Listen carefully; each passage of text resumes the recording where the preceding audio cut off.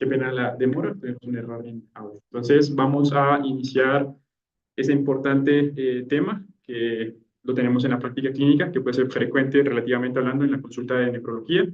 Recordarles que estamos en el mes de la salud renal. En la ciudad de Pasto estamos conmemorando y precisamente el 17 de marzo realizaremos una carrera atlética para la salud renal.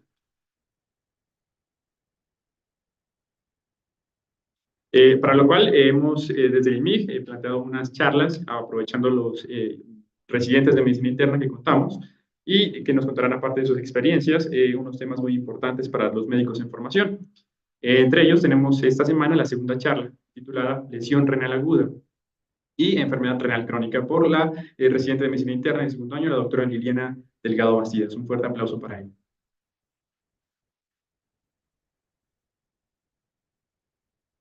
Bueno, buenas noches. Gracias por la invitación, chicos. Hay varias cositas conocidas para que no Diana, residente de segundo año.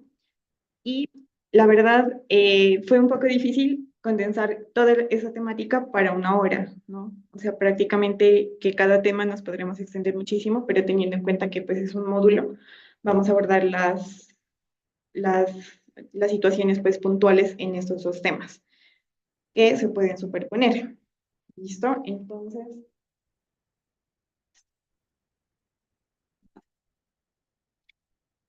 Entonces, para iniciar, vamos a abordar lo que son las definiciones.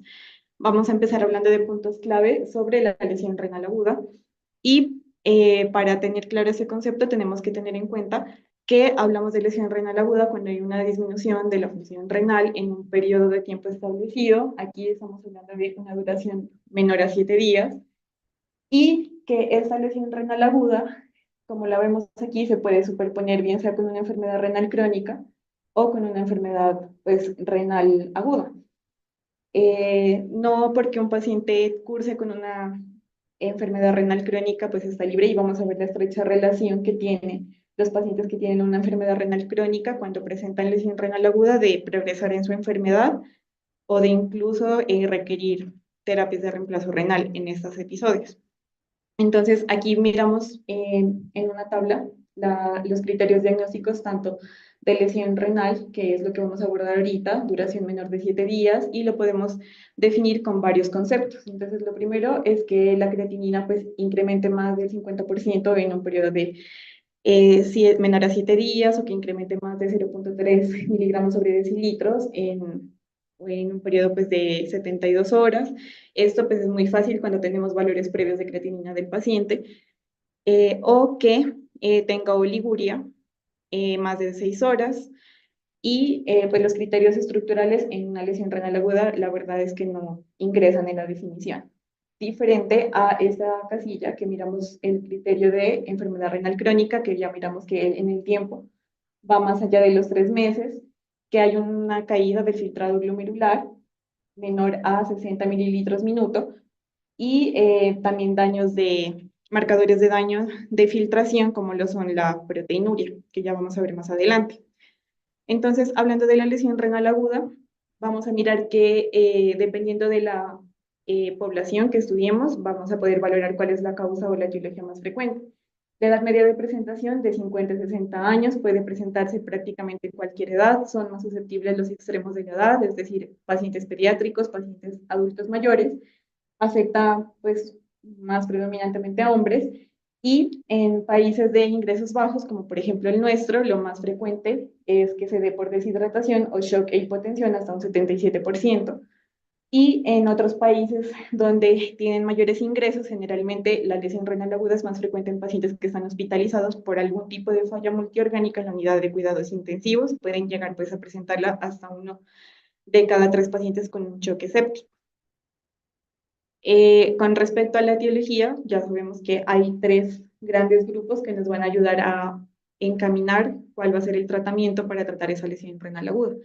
Entonces, como su nombre lo dice, la etiología prerrenal son condiciones que, como ustedes ya lo miraron hace 8 días, el riñón es un órgano muy sensible a la hipoperfusión porque es uno de los órganos más vascularizados y que filtra un volumen bastante grande en minutos y todo lo que me afecte esa perfusión renal va a afectar el filtrado glomerular. Entonces, Por ejemplo, un síndrome cardiorrenal con una falla cardíaca que genere un bajo gasto puede generar una lesión renal aguda, un síndrome compartimental agudo por otras causas eh, diferentes pues, a una patología renal, choque hemorrágico, hipovolémico, séptico, pacientes con trasplante renal que generalmente pueden hacer una respuesta retardada al injerto y medicamentos dentro de los cuales encontramos IECAS, ARA2 e incluso pues los AINES, ¿no?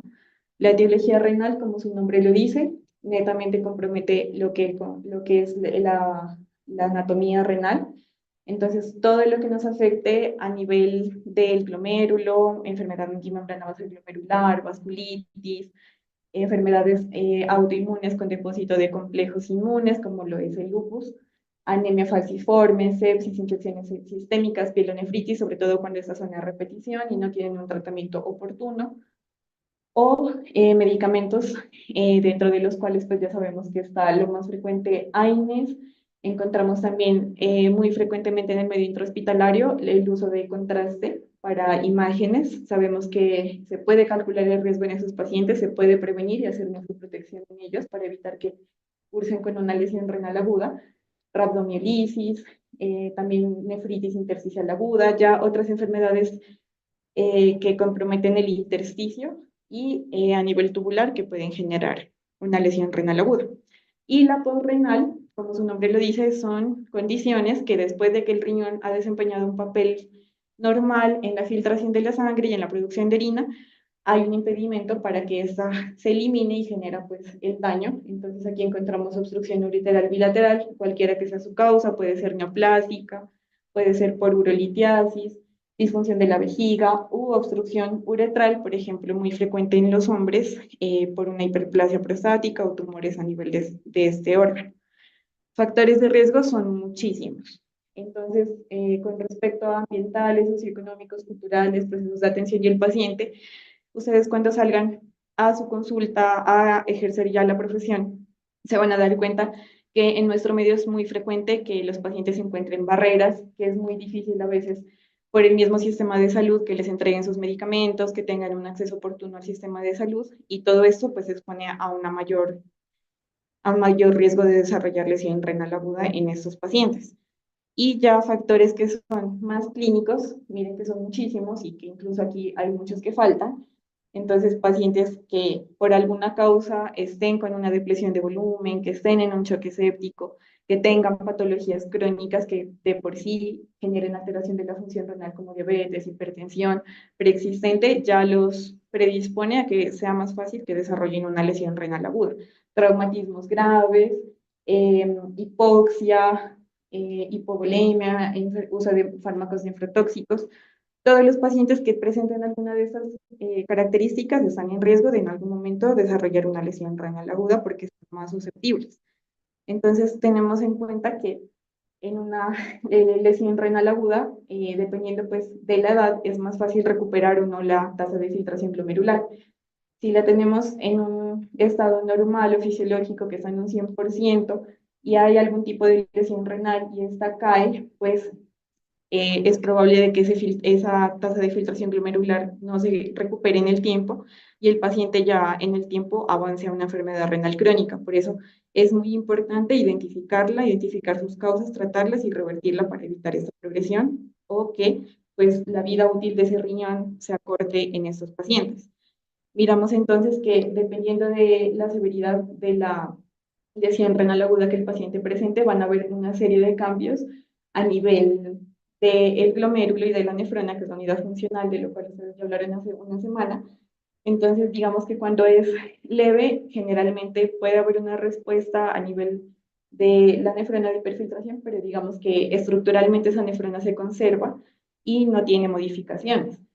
Cuando ya es moderada, comienzan a haber una serie de cambios fisiopatológicos para recobrar o intentar recuperar ese filtrado que no se está realizando óptimamente y la nefrona puede incluso incrementar un poco de tamaño, incrementa el número de las células que la conforman en búsqueda de compensar esta pérdida que pues, puede estar incluso relacionado con el riesgo de desarrollar cáncer renal a largo plazo y la severa, donde definitivamente ya esa nefrona queda muy afectado estructuralmente, funcionalmente, y es muy probable que ese tejido evolucione hacia una esclerosis y ya no pueda producir su función normal.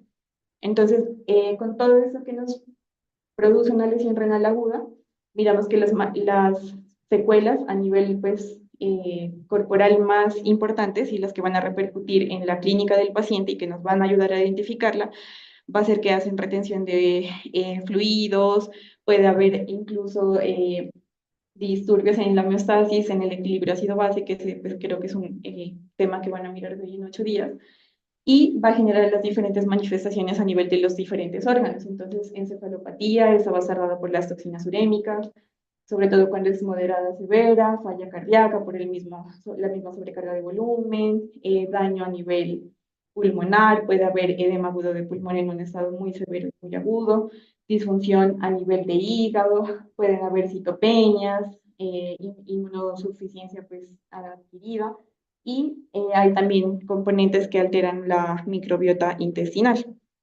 Entonces, estos pacientes a largo plazo, como lo miramos ahorita en la fisiopatología, lo que pueden hacer es una pérdida irreversible de ese tejido funcional, puede generar hipertensión arterial, ya miramos que el riñón cumple un papel muy importante a nivel del control de las cifras de tensión arterial, enfermedades cardio cerebrovasculares, que de hecho estas son las que más mortalidad generan en los pacientes renales y que son a las que tenemos que tener encaminado nuestro objetivo de prevenirlas o tratarlas, riesgo de cáncer renal y mayor mortalidad. Entonces, la clasificación de una lesión renal aguda va a darse en 3 estadios, con la clasificación de Aki, y va a depender de los niveles séricos de creatinina y el gasto urinario que tenga ese paciente. Entonces, uno va a ser un estado leve, en el cual la creatinina va a incrementar de 1 a 1.9 veces, o más de 0.3 miligramos sobre decilitro sobre la creatinina de base de ese paciente, o que la producción de orina esté menor a 0.5 mililitros por kilo hora entre 6 a 12 horas. Aquí entonces, elevación de la creatinina de base en 2 a 2.9 puntos o menor el gasto urinario a 0.5 mililitros kilo hora por más de 12 horas. Y la 3, ya hay un incremento de la creatinina hasta mayor de 4 miligramos sobre decilitro o más de 3 puntos sobre la creatinina de base, y la oligoanuria ya es más evidente con anuria por más de 12 horas o el gasto en menos de 0.3 mililitros por kilo hora por más de 24 horas. Eso es lo que actualmente manejamos. Esta clasificación de acá es una propuesta teniendo en cuenta que últimamente han salido muchos biomarcadores que son mucho más sensibles y específicos para determinar qué paciente está cursando con una lesión renal aguda que la creatinina. La creatinina es un marcador más tardío de lesión renal aguda, esta se va a elevar cuando el daño ya está instaurado. Hay otros biomarcadores que vamos a mirar más adelante que se elevan en una fase muy aguda, incluso en periodos de horas, a partir del inicio de la instauración de la lesión, y nos pueden ayudar a predecir o tratar más precozmente esta lesión. Entonces, esta propuesta prácticamente que es lo mismo de aquí, pero teniendo en cuenta la presencia o no de los biomarcadores positivos o negativos, y que si algún día tenemos un mayor acceso a sus biomarcadores, que pues por el momento no lo tenemos, podría ser una buena alternativa para tratar más tempranamente a esos pacientes.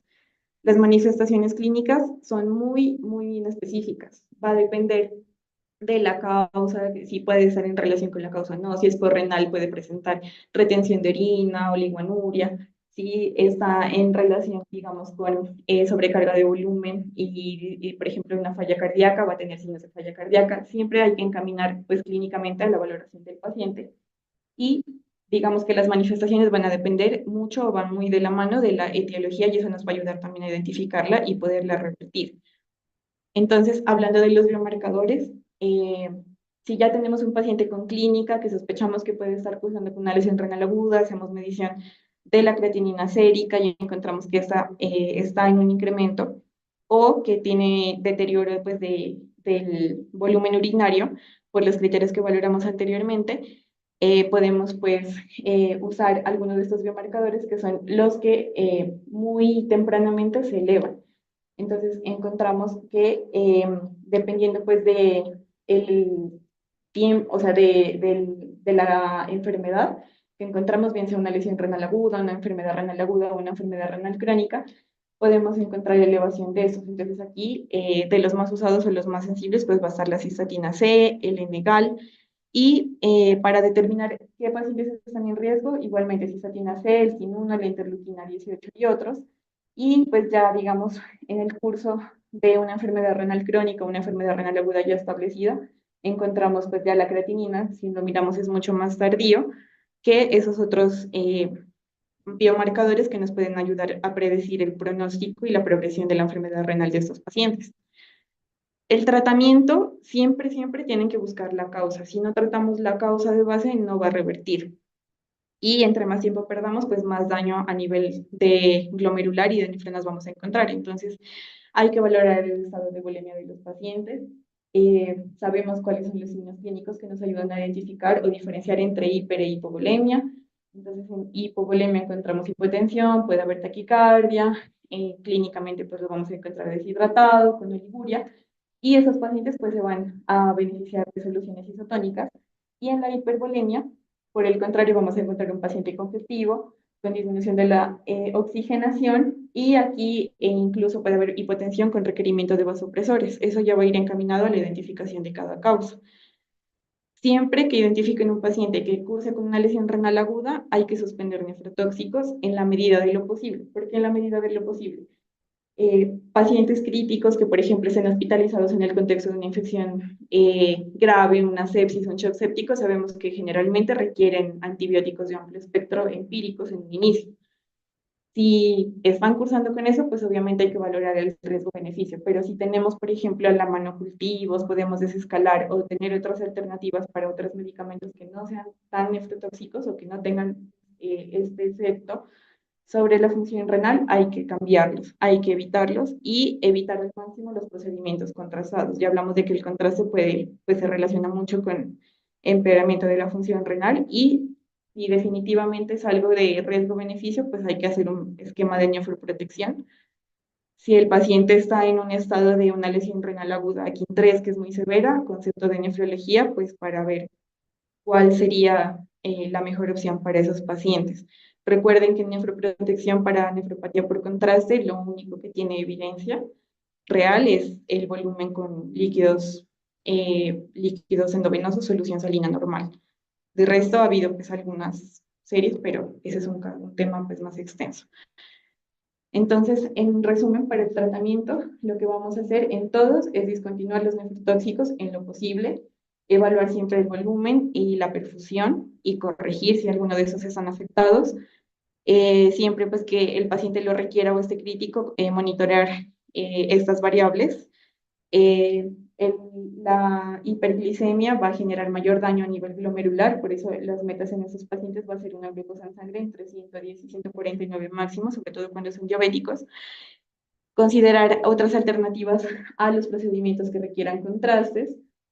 Valorar pues siempre si requiere manejo o ingreso a la unidad de cuidados intensivo, ajustar algunos medicamentos a dosis renal cuando estos están muy deteriorada la función y evitar en lo posible colocación de catéteres subclavios en los pacientes que requieran algún soporte central, teniendo en cuenta que puede ser una vía que pueda usar el equipo de nefrología en el caso de que el paciente requiera hemodiálisis de urgencia. Entonces, lo que les digo, siempre identificar, tratar la causa. Si el paciente está con una obstrucción por una hiperplasia prostática, está con una retención urinaria, hay que pasarle una sonda. Si está hipoperfundido, tiene un shock hipovolémico, tiene una hemorragia activa, transfúndalo o colóquele líquidos. Si el paciente está con un medicamento nefrotóxico, intente modificarlo por una alternativa que se pueda. Con respecto a los medicamentos que se usan en falla cardíaca. Si el paciente está con una falla cardíaca, con fiebre deprimida, que está generando hipoperfusión, demos de manejo esa falla. Y cuando, por ejemplo, pacientes que estén cursando con una actividad de enfermedad autoinmune, como lo es la nefritis lúpica, comencemos tempranamente los pulsos de corticoides o de inmunomoduladores, dependiendo del caso. Entonces, mirar siempre que un riñón normal puede evolucionar de una lesión renal aguda, recuperarse, quedar normal o evolucionar a una enfermedad renal aguda o a una enfermedad renal crónica y eso es lo que queremos evitar, que el paciente llegue a un estadio ya de una insuficiencia renal, un estadio 5, en el cual no le quedan más alternativas que terapia de reemplazo renal, no tener que llegar a la propuesta de decirles tienen que hacerse diálisis o tiene que entrar a un grupo de trasplante, que sabemos que es un poco difícil en nuestro país. Y los criterios pues, de urgencia dialítica siempre los toma el equipo de nefrología, ¿no? Recuerden que hay algunas otras alternativas, teniendo en cuenta que la hemodiálisis genera hipotensión. El equipo de nefrología y en los hospitales donde esté disponible se puede utilizar otras alternativas como la hemofiltración venovenosa continua, la hemodiafiltración, que son procedimientos que tienen menor impacto a nivel hemodinámico de los pacientes que están inestables. Con respecto al tiempo de terapia de reemplazo renal en la lesión renal aguda, se han hecho pues varios estudios, eso es como un metaanálisis de varios estudios, en los cuales se llega a la conclusión que el iniciarlo muy temprano, según criterios, digamos, el paciente no tiene indicación de diálisis por urgencia dialítica, pero sí tiene un deterioro de la función renal, no cambia el pronóstico versus esperar a que el paciente presente una urgencia dialítica ya establecida. Entonces, digamos, no hay afán en esos pacientes de dializarlos tempranamente porque no se van a beneficiar de eso. Esto con respecto a lesión renal aguda, pues como les digo, por tiempo fueron cosas muy puntuales. Y ahorita vamos a entrar a hablar de enfermedad renal crónica. Entonces, la enfermedad renal crónica, eh, vamos a mirar, y ustedes se van a encontrar con muchos pacientes con enfermedad renal crónica, casi que a diario tenemos una alta prevalencia de enfermedad renal crónica y ahorita pues ya tenemos la guía 2024 de Cadigo para el manejo de estos pacientes. Entrando a la definición, tenemos que es una afección progresiva que se caracteriza por cambios funcionales y estructurales de diversas causas. Vamos a ver que esto de diversas causas en verdad es un grupo muy amplio de patologías que la pueden generar. Hay algunos criterios, lo que ya habíamos mencionado al inicio, que sea más de 3 meses de evolución y que tenga marcadores de daño renal, uno o más, bien sea la presencia de albuminuria con un cociente de albumina creatinuria mayor a 30 miligramos sobre decilitro, que haya alteraciones en el sedimento urinario, que haya alteraciones electrolíticas persistentes en ese periodo de tiempo, anormalidades estructurales o histológicas ya detectadas por biopsia renal, anormalidades estructurales, cualquiera que sea de ellas, variantes anatómicas o pacientes que tengan historia de trasplante renal, son criterios, o que haya disminución pues, de la tasa de filtración glomerular menor a 60 mililitros minuto. Entonces, miramos que la tasa de filtración glomerular eh, es estimada, no es medida. ¿Por qué? Porque no hay un biomarcador que nos pueda establecer la medición exacta de cuál es la filtración glomerular en nosotros. Entonces, lo que se hace es una estimación, se han hecho varias comparaciones con diferentes moléculas y pues la que más útil es y la que más accesible está es la basada en la estimación con creatinina. Esta la vamos a utilizar con la fórmula de seca de PIDE 2021, en la cual pues ya no usamos o no tenemos en cuenta la raza de los pacientes. Y también, si hay pacientes con algunas entidades específicas, se puede confirmar mediante la tasa de filtración glomerular medida, aclaramiento de la creatinina, que puede dar también una estimación más exacta sobre la función renal, o usando cistatina C. Aquí vienen los otros criterios diagnósticos con respecto a enfermedades o anomalías, por ejemplo, patológicas que pueden generarlo. Vamos a mirar que son muchísimas. Enfermedades glomerulares, cualquiera que sea su causa, enfermedades vasculares, enfermedades tubulointersticiales, enfermedad poliquística, historia de trasplante renal, anomalías observadas a nivel estructural en los riñones nativos cuando estos pacientes ya han sido sometidos a trasplante renal, nefropatía crónica del injerto, rechazo del injerto, toxicidad por fármacos, sobre todo inhibidores de la calcineurina en esos pacientes de trasplante o enfermedad pues, recurrente que aún en pacientes que ya hayan recibido trasplante pueden volver a desarrollar una lesión del parénquima renal. Con respecto a la albuminuria, tenemos que el cociente más de 30 miligramos sobre gramos va a ser un criterio, o la proteinuria significativa en orina de 24 horas. Sabemos que, y como vamos a ver en la clasificación, este puede ser estandarizado a la proteinuria, como lo vamos a mirar más adelante. Recuerden que hasta 30 es un valor que uno puede tener fisiológicamente, normalmente, sin tener enfermedad renal, como proteinuria, porque supongo que lo miraron en lo de fisiología renal, hay una pequeña cantidad de proteínas que escapa al filtrado. O sea, es decir, no se alcanzan a reabsorber o a detener que estas se excreten o se eliminen por la orina. Y alteraciones con respecto a los cilindros, por eso es muy importante que nos ayudemos del uroanálisis. Si hay glomerulonefritis, puede haber cilindros de Matías, pielonefritis o nefritis intersticial, cuerpos grasos ovalados, o cilindros granulares que nos van a orientar hacia la posible etiología. También hidronefrosis por obstrucción, infartos por alguna causa, masas renales, cáncer renal, estenosis de la arteria renal, riñones pequeños y ecogénicos. Pueden haber hipoplasias que ya son factores que están adquiridos desde el nacimiento. Hablando de epidemiología, estos puntos son muy importantes para entender la importancia de poder manejar y abordar una enfermedad renal crónica. Estos datos son sacados del World Kidney Day del 2024 y encontramos que aproximadamente el 10% de los adultos en todo el mundo se ven afectados por esta entidad, más de 850 millones en el mundo, provocó más de 3 millones de muertes en el 2019, es la octava causa principal de muerte y se prevé que sea la quinta causa para 2040. Estos valores los sacó ayer la cuenta de alto costo, teniendo en cuenta el Día Mundial del Riñón que se celebró ayer.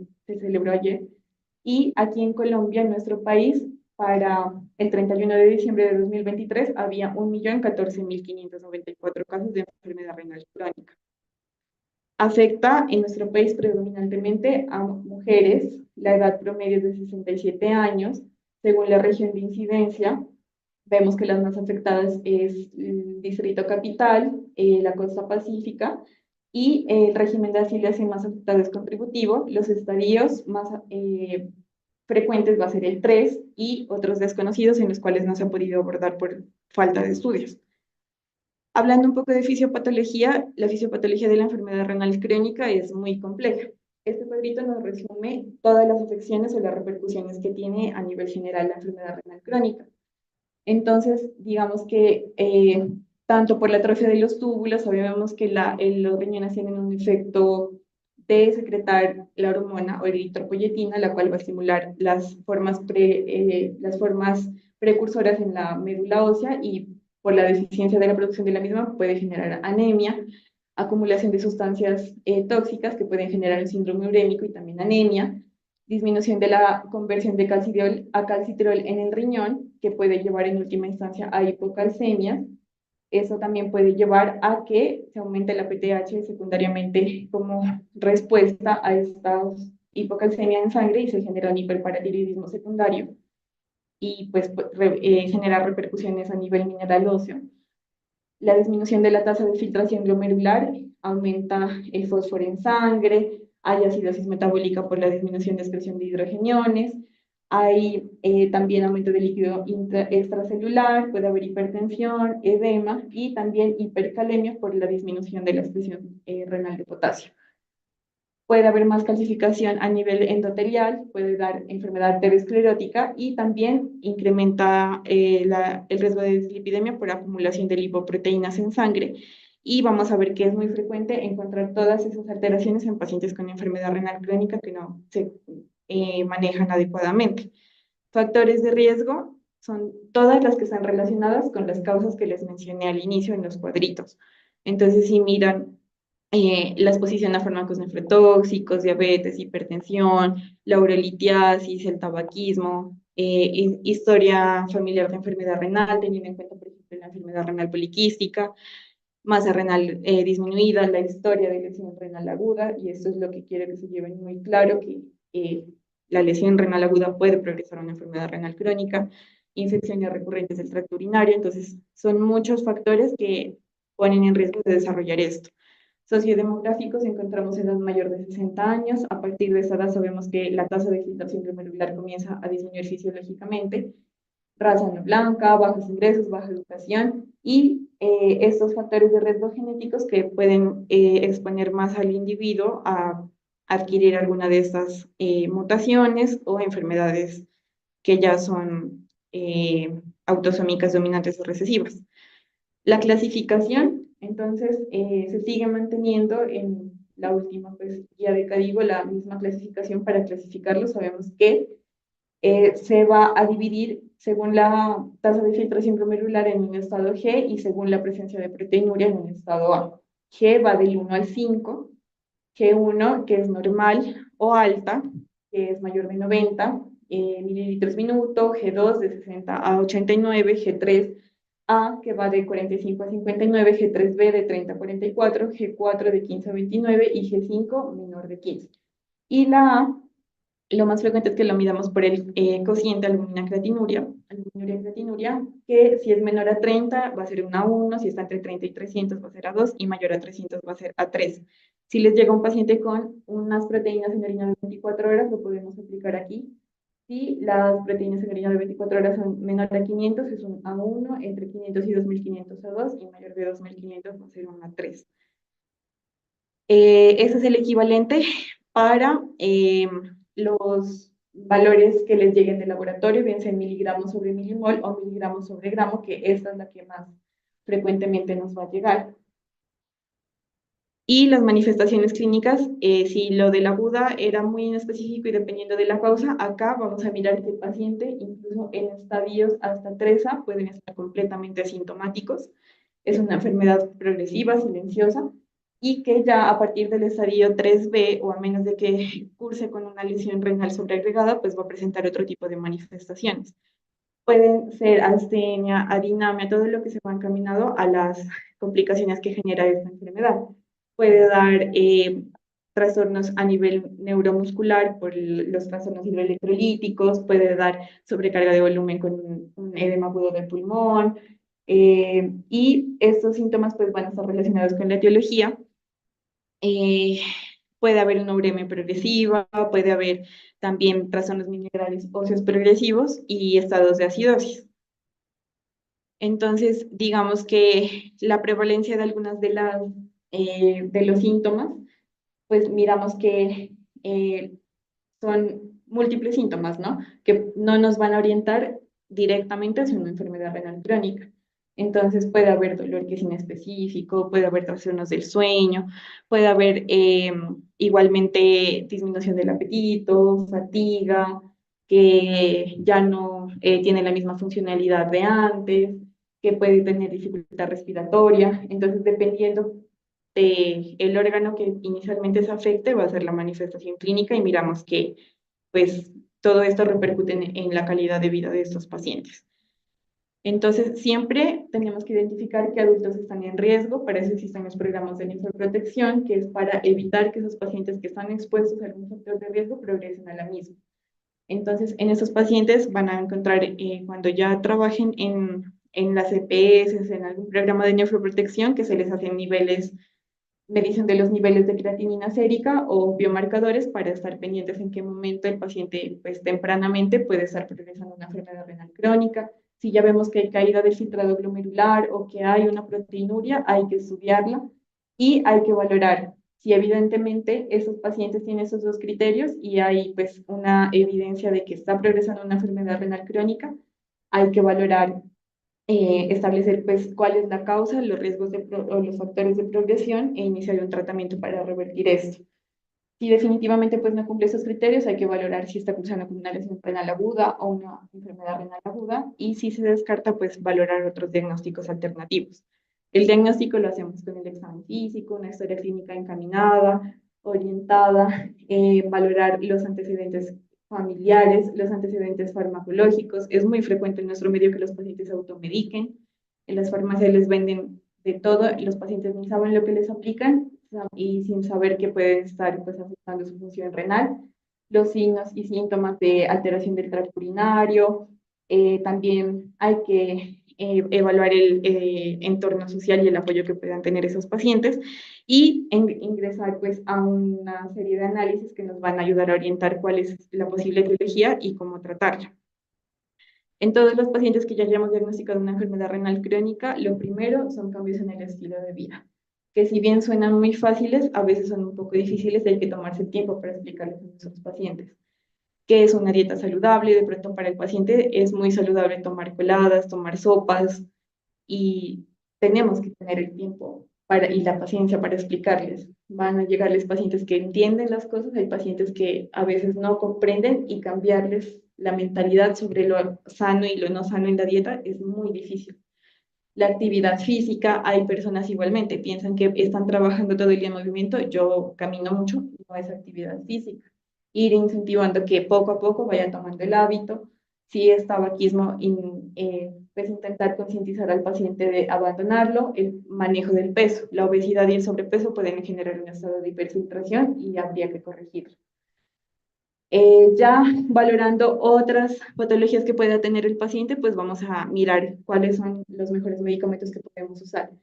Siempre hemos hablado de que en evitar la progresión de la enfermedad renal crónica tienen un papel pues, protagonista los inhibidores, eh, los IECAS y los ARA2. Esto se debe iniciar y se debe dejar independientemente si el paciente está hipertenso o no a las dosis máximas toleradas por el efecto antiproteinúrico que tienen. Y si tienen pues hipertensión supragregada, obviamente les va a dar un beneficio adicional. Los ISGLT2, que sabemos que ahorita se ha identificado muchos beneficios de este grupo en múltiples patologías, entonces sabemos ya que hay beneficios del uso de ISGLT2 en pacientes que sean diabéticos o no lo sean, que cursen con falla cardíaca o no la cursen, y que además, si cursan con diabetes, pues les van a dar unos beneficios a nivel metabólico por el aumento de la excreción de glucosa. Si los pacientes pues ya además cursan con una patología cardiovascular, eh, no sé, obesidad, diabetes de difícil manejo, pues ya por parte del equipo de endocrinología se puede adicionar igualmente análogos de GLP-1, que pues hasta ahorita hay estudios que van en curso de valorar si este grupo de medicamentos pueden tener un impacto similar a los SGLT2 en enfermedad renal que no sea de etiología diabética.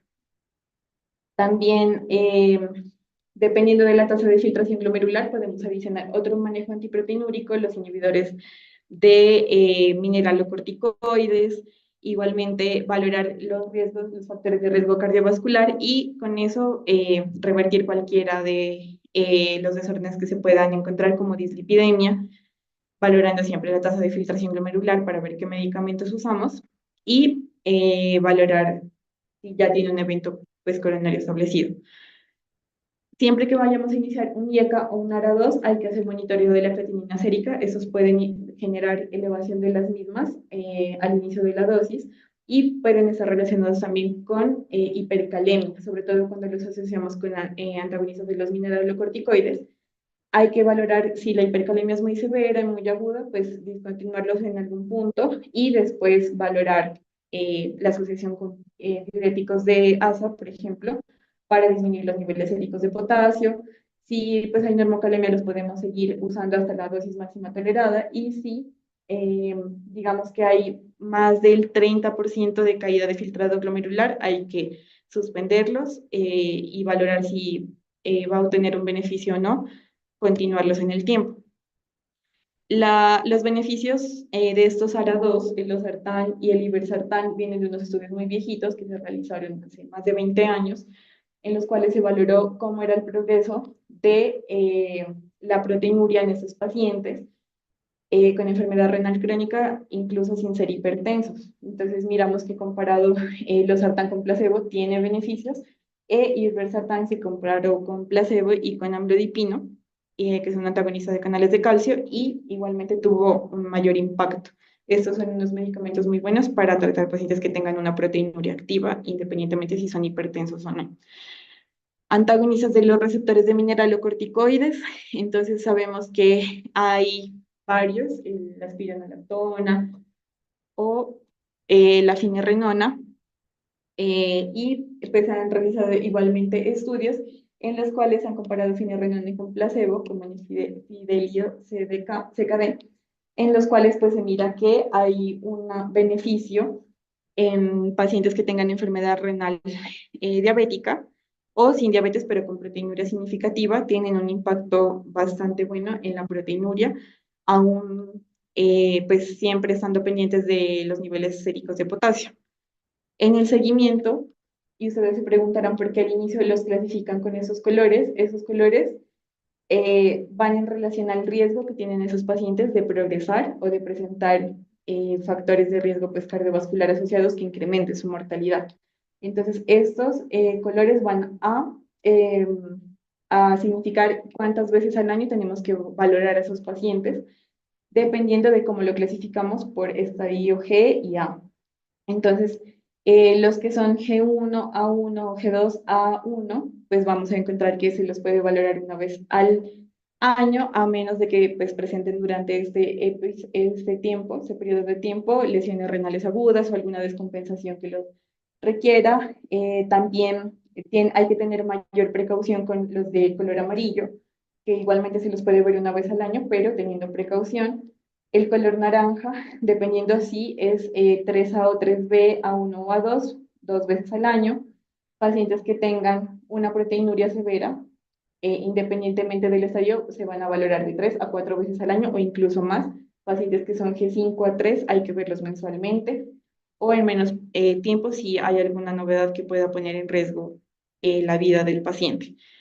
La remisión a nefrología va a ser cuando haya una tasa de filtración glomerular bastante comprometida, el caído de la tasa sea agudo, haya una disminución mayor o igual al 25% en ese filtrado glomerular en un corto periodo de tiempo, que se genere un hiperparatiroidismo secundario o acidosis metabólica o una alteración a nivel del perfil mineral óseo que no tenga otra explicación, nefrolitis recurrente o extensa, porque recuerden que hay algunas tubulopatías que pueden predisponer a esto, hipertensión resistente al tratamiento, hallazgo pues, de albuminuria significativa que no tenga una etiología clara, anomalías persistentes del potasio sérico y enfermedad pues, renal hereditaria que requiera manejo por esta especialidad. Y eso sería todo. Gracias.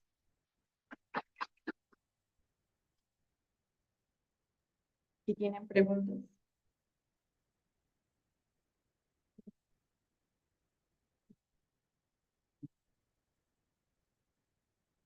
Bien, si tienen las preguntas, las pueden ir preparando. Ahorita continuamos con la charla. Al final era hacer algo metódico respecto a algunos estudios y un mecanismo de acción sobre unos medicamentos que últimamente lo hemos escuchado bastante en la parte de consultorios y demás, los cuales tienen que ver con los inhibidores del ISGLT2, ¿no? Entonces, creo que es este error.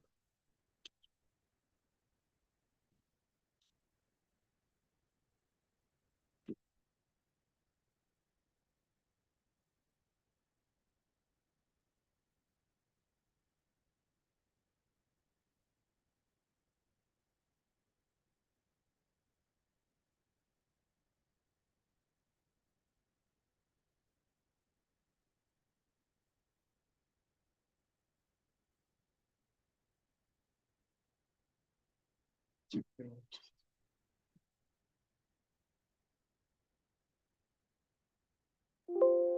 bueno, recordando pues que estamos en el Campus Pasto de los IMIX, incluso hemos escuchado que nos estaban mirando por allá. Entonces, recordar nuestro campus, hemos venido adelantando pues cosas muy importantes en nuestra región, entre ellos la especialización en medicina interna, ahora psiquiatría y en el futuro otras especialidades como pediatría o gineco. Este es nuestro grupo de interés. Les queremos hablar un poco sobre la diabetes mellitus tipo 2. Inicialmente, pues ten en cuenta que es una enfermedad metabólica en la cual ocurre como una treda, por así decirlo, en el cual hay un estado de hiperglucemia, una disfunción de las células beta pancreáticas que empiezan a producir insulina deficiente o baja. Y por último, la insulina que se produce es débil. Entonces, esta tríada básicamente nos genera o nos lleva a una diabetes mellitus tipo 2. Entonces, hablando un poco sobre la epidemiología, nos damos cuenta que esta fue una publicación en la revista Nature hace un par de años, en donde se nota que la incidencia, es un estudio prospectivo para mirar a futuro, ¿cuál sería la incidencia? Y miramos que para el 2035 tendremos como una epidemia global de pacientes con diabetes por malos hábitos alimenticios, por malas dietas incluso, que nos llevan incluso a lugares como nuestras regiones, como América Latina, 38, 35 millones de personas diagnosticadas casi anualmente. Entonces nos damos cuenta que es una alarma, básicamente. Entonces, por eso estamos en mucho énfasis. La doctora acaba de hablar sobre las cuentas de alto costo de enfermedad renal que son drásticas y son muy altas y que pues, afecta lógicamente el bolsillo de las naciones.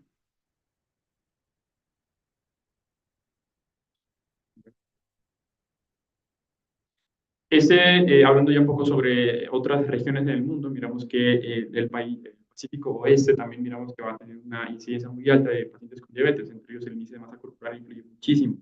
Para América Central y América del Sur, miramos que también ha influido muchísimo la diabetes, ya que básicamente miramos que los países de bajos recursos, o tercermundistas como llamamos, manejamos malas dietas, lastimosamente. Hablando un poco sobre la epidemiología de Colombia, nos damos cuenta que los reportes de las cuentas de alto costo nos dicen que aproximadamente de 100 colombianos, 3 pueden tener diabetes no diagnosticada, que puede ser alarmante, que pueden incluso debutar cuando llega con un estado hiperosmolar o una cetosis diabética. En el 2021 se reportaron 1.474.000 personas diagnosticadas con diabetes mellitus. Es una cifra muy alta, teniendo en cuenta que la población de Colombia es alrededor de 50 millones de habitantes. Los lugares en Colombia con más diabetes o incidencias diagnosticadas son Bogotá, Antioquia y Valle del Cauca. Tener en cuenta que la diabetes se asocia también en Colombia a la quinta causa de muerte en personas entre los 30 y los 70 años, que también no es para nada, incluyendo pues otras complicaciones que también llevan a las clínicas, por ejemplo, los diabéticos, que son complicaciones y que llevan también a hospitalizaciones, incluso a salas de UCI. Y tener en cuenta que es la quinta causa de años de vida ajustados por discapacidad en el país, entre los pacientes que llegan a perder sus piernas, sus extremidades o incluso daños renales que pueden ser ya irreparables. Entonces, queremos hablar un poco sobre los ISGLT2 y cuándo iniciaron los ISGLT2 y por qué tenemos un boom de este tipo de medicamentos. Y es por lo siguiente. Bueno, aquí se descuadró la animación. En 1830, un poquito de historia, en Francia se empezaron a sacar unos extractos, unas raíces de unos árboles que le llamaron fluorosina. Este medicamento pues le empezaron a dar a los pacientes que idealmente tenían fiebre, tenían malaria, otras infecciones. Entonces le hacían el extracto y le decían, bueno, tome usted, esto le va a ayudar. Y miraban que tenía un buen beneficio, pero no sabían realmente cuál era el mecanismo de acción o cómo funcionaban estos medicamentos. Fue hasta que en 1900 se dieron cuenta que unas dosis altas de fluorosina generaban glucosuria, o sea, la orina era más dulce en estos pacientes. Y se daban cuenta que las dosis para darles para generar glucosuria entre los 10 y 100 miligramos kilo. Fue ya en 1970 cuando se dieron cuenta que el túbulo proximal se encontraba un sistema activo, que había un transportador tal vez que hacía que pasara la glucosa, que se reabsorbiera o que se eliminara, y que ese medicamento que estaba en esa época que no sabían cómo funcionaba, se dieron cuenta que, bueno, tal vez estaba bloqueando esa parte, por eso los pacientes tenían glucosuria. Fue así como ya en el 2013 se generaron ya estudios con la FDA y pudieron aprobar varios medicamentos. Entre ellos tenemos canaglifosina, dapaglifosina, empaglifosina y ertuglifosina. En Colombia tenemos los tres, canaglifosina, dapaglifosina y AMPA. Ahora sí, ¿cómo funcionan estos? Tenemos acá un esquema muy bacano donde miramos el glomérulo, acá el túbulo contornado proximal.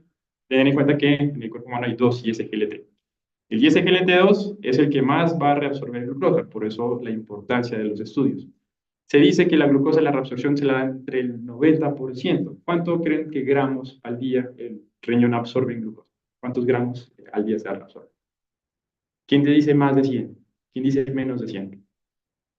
La respuesta son 185 gramos de glucosa al día que absorbe esa parte. Entonces nos damos cuenta que 185 gramos es una suma muy considerable y que a la vez se han dado cuenta que cuando aumenta la cantidad de glucosa, el glomérulo, específicamente la arteriola aferente o eferente, empiezan a aumentar esta presión. Entonces cuando aumenta la presión glomerular, se pueden ver otros efectos como una alza incluso en presión arterial o ya las proteinurias. Entonces es muy importante entender eso.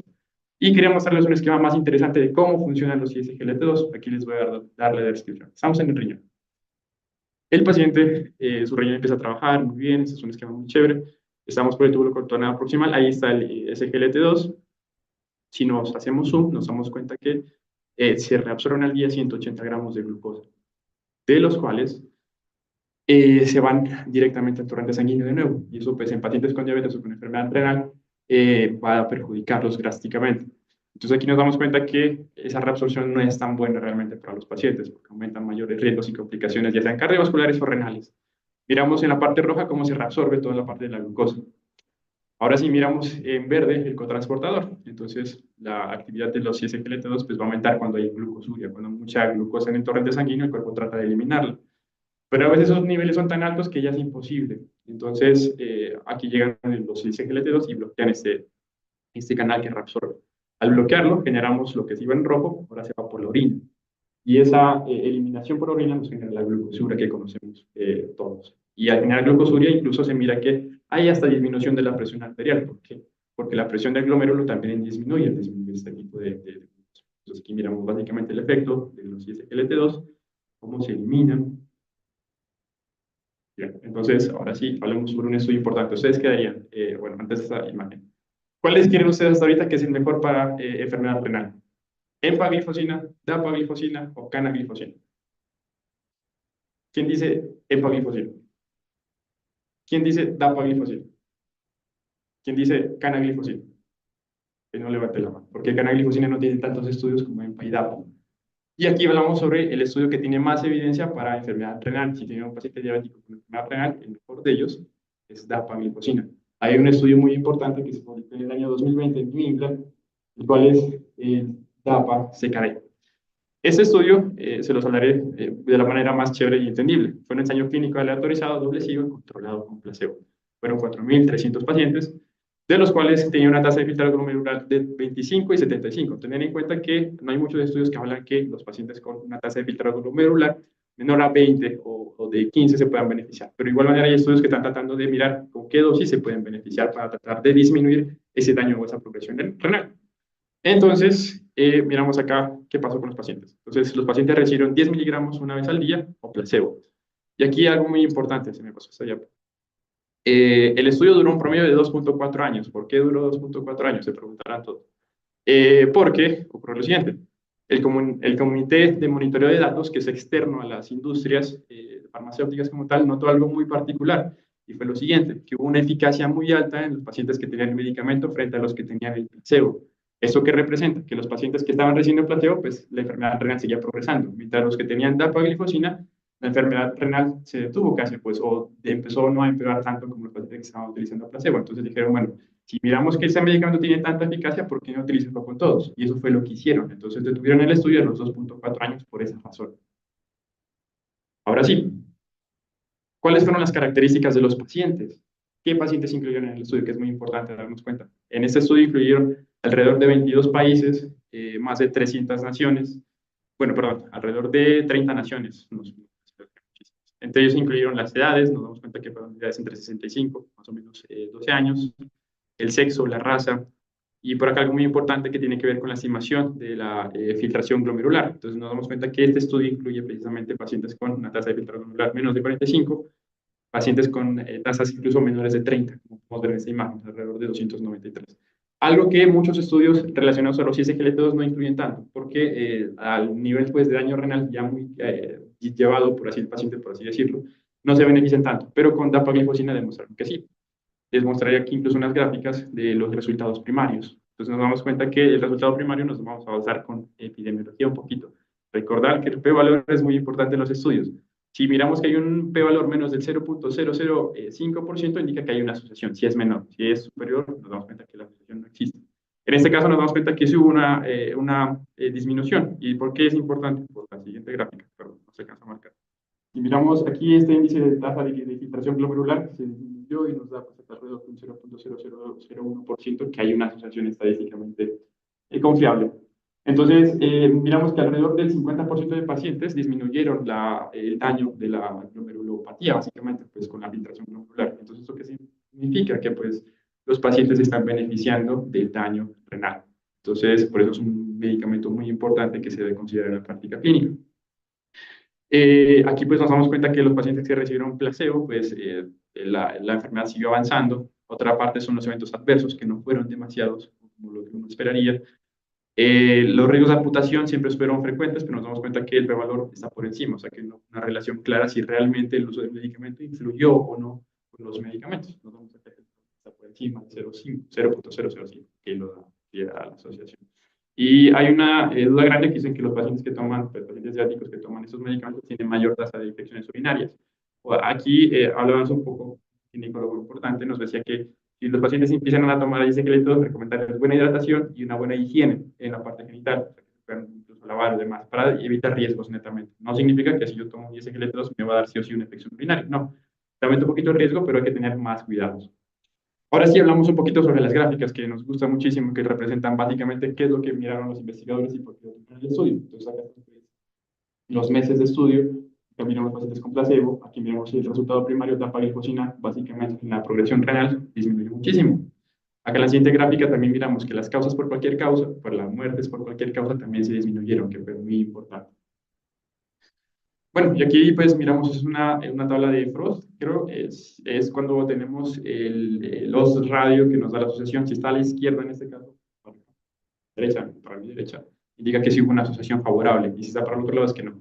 Nos damos cuenta que todos los pacientes hubo una asociación favorable en cuanto a los resultados de todo tipo, especialmente la parte renal. Este estudio pues son pacientes con enfermedad renal crónica especialmente. Y también miramos que hubo una disminución de la presión arterial. Entonces nos damos cuenta que alrededor de 7 a 15% de la presión arterial, de 15 a 20 milímetros, perdón, de 5 a 15 milímetros de mercurio se alcanzó a disminuir la presión arterial solamente utilizando los esqueletos por el mecanismo fisiopatológico que les acabo de mencionar.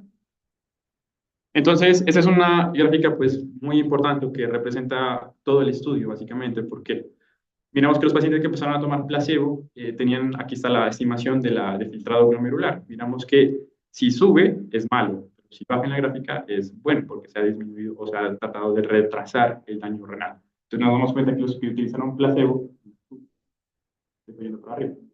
Mientras que en rojo, pues, perdón, en rojo es el placebo, o sea, que empezaron a empeorar la tasa de filtrado glomerular, mientras que la paraglifosina pues, se hacia arriba. Aquí, perdón, le hice al revés la explicación. Y significa que detuvo la progresión renal del daño. Entonces, los resultados básicamente fueron los siguientes, que alrededor del 50% se estimó que se disminuyó la progresión de enfermedad renal, entonces es algo muy importante y considerable. Y bueno, una conclusión es que el estudio CKD, el estudio de APA-CKD, pues demostró que sí hay una gran evidencia para nosotros utilizarlo a los pacientes. Entonces ya saben, si tienen entre EMPA o canaglifosina, ¿cuál van a dar? ¿O cuál pueden recomendarle a sus especialistas o clases? DAPI. Perfecto. Ese es otro estudio que hablaba más que todo sobre la parte cardiovascular y por tiempo y para no aburrirlos, demostraron pues básicamente lo mismo, pero ese fue en pacientes con diabetes, no netamente con enfermedad renal. Ese fue un estudio predecesor del siguiente que les acabo de mencionar, pero ese estudio pues demostró que sí se podría empezar a utilizar esos estudios renales netamente, no necesariamente que tengan diabetes. Estos manes miraron si los pacientes tenían riesgo de eventos cardiovasculares graves y miraron que sí se disminuían. Quiero mostrarles estas gráficas. Teniendo en cuenta que básicamente la hospitalización, la muerte cardiovascular se disminuyó bastante y es considerable. Miramos a la izquierda. Algo que no fue tan considerable fue la muerte por cualquiera de las otras causas aparte de la cardiovascular. Si somos objetivos, si somos claros, pues nos damos cuenta que al final placebo versus la dapagliflozina fue casi igual. Y bueno, hablando ya al final, les quería hablar sobre un poco sobre el futuro, creo que va la medicina, que es sobre la medicina de precisión, especialmente es un estudio que salió hace unos 15, 20 días. No sé si lo hayan visto por ahí, muchos lo reposteábamos, pero ¿en qué consiste el estudio? Fue un ensayo clínico de una población muy baja, fueron 15 pacientes nomás, con enfermedades reumatológicas, entre ellos 8 con lupus, miopatía inflamatoria idiopática también 3, y esclerosis sistémica 4. Entonces, ¿qué pasó? La terapia con CDCAR, T-cells, es algo muy nuevo. Empezó, de hecho, hace unos 8 años, impulsaron estudios para cáncer, idealmente, para consistir, bueno, les explico rápidamente qué consiste. Son células del sistema inmune, ya sean donadas o adquiridas del mismo huésped, y las van a meter en un laboratorio y las tratan de editar genéticamente para que los receptores de esos linfocitos se mejoren. Y, por ejemplo, si estaban generando daño hacia el mismo huésped, se trataba de evitar. Y, por ejemplo, en cánceres, idealmente, ¿por qué? Porque reconoce mejor las células tumorales o los marcadores tumorales. Entonces, se identifica el receptor del CAR, una célula tumoral la destruye y hace apoptosis.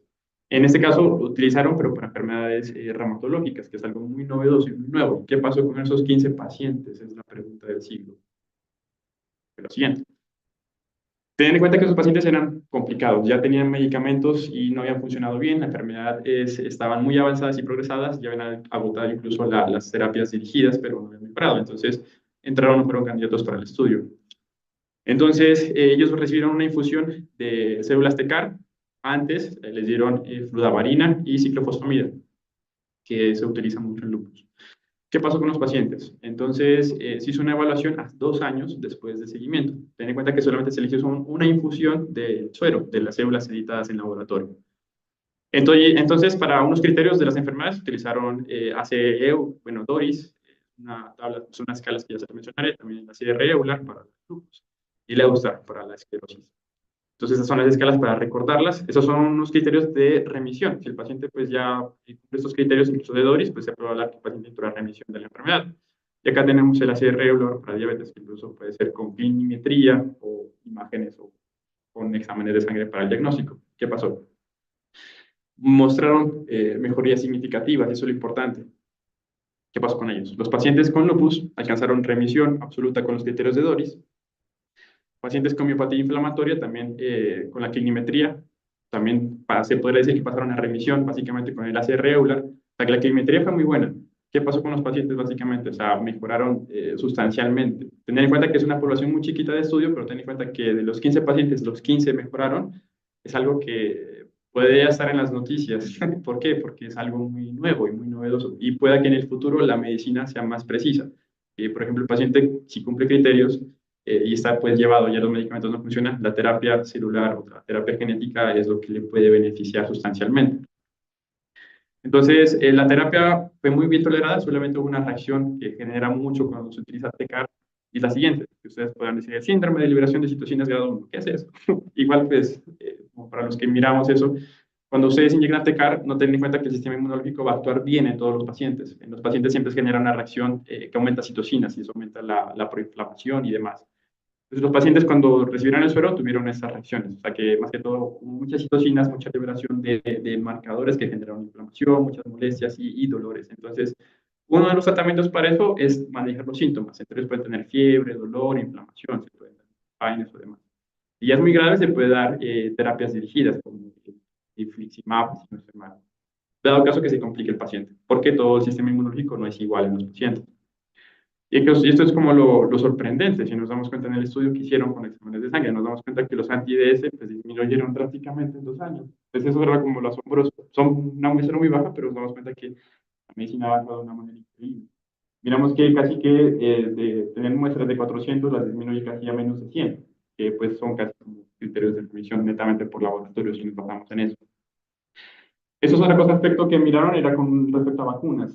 También al utilizar la terapia TECAR, las vacunas o las inmunoglobulinas para ciertos virus como tal, también disminuyeron. Puede ser como una reacción adversa nueva que se puede encontrar con este tipo de terapias que todavía son experimentales.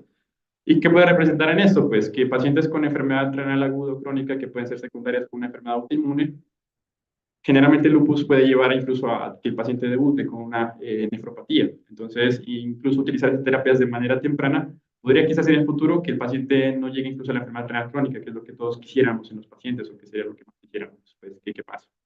Entonces, las terapias que se necesitan ensayos clínicos que quizás sigan avalando este tipo de estudios para que realmente miremos cómo valora con poblaciones más grandes. Y bueno, y unas perlas clínicas para todos, que se pueden considerar los inhibidores de cicleteos no solamente en pacientes con diabetes, sino también pacientes con enfermedad renal crónica.